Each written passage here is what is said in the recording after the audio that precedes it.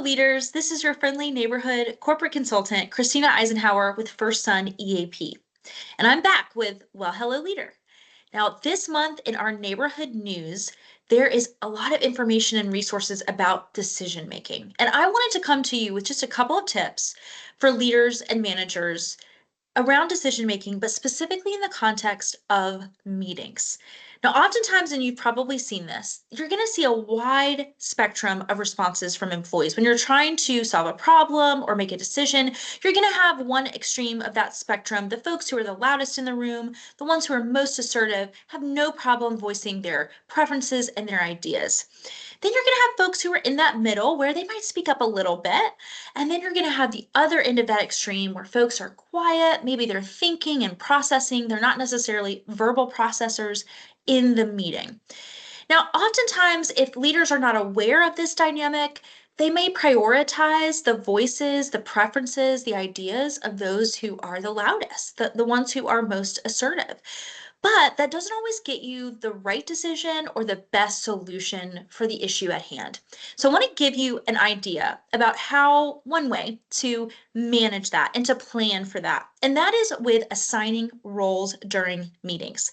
So instead of letting folks just kind of have their natural preferences play along, you actually can assign different roles to different people in the meeting. And there's two important roles that you can utilize. One is the challenger. Now, this is an assignment, and this person gets to poke holes, challenge the decisions, challenge the ideas and the solutions that that group is coming up with. That is their entire role, to sit there and to understand and process all that's being discussed through that lens. And so when it comes time, the leader, the manager of that team can ask that challenger, what have you heard? What have you seen? Where do you see holes? Where do you see pitfalls from what you've heard?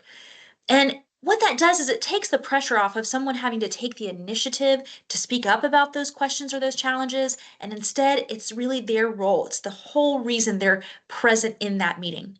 Now, the other role that can be really helpful is the role of the convener. Now, the convener is that person who's going to be looking at every possible solution or answer or decision, but what they're doing is looking at how that decision or solution is going to impact every team, every department at the organization. So they're there to process, okay, this solution, what is that actually going to look like for the implementation? What is that actually going to do to the jobs of every team and every department in our workplace? How is that going to be understood by the teams? How's that going to land with the teams? And how is it actually going to impact the day-to-day work of every team and department in that organization? And so when it comes time to have that person speak up, the manager can say, hey, what do you hear? What do you see? Again, assigning roles is a way to take the pressure off of folks who may not feel comfortable or confident or, again, may not be verbal processors. It gives them a very particular duty and responsibility in that meeting. And it can give you more information, better ideas, better solutions than you would have come up with had you not used those roles. So just a couple of ideas to help decision making in meetings, and I hope that's helpful.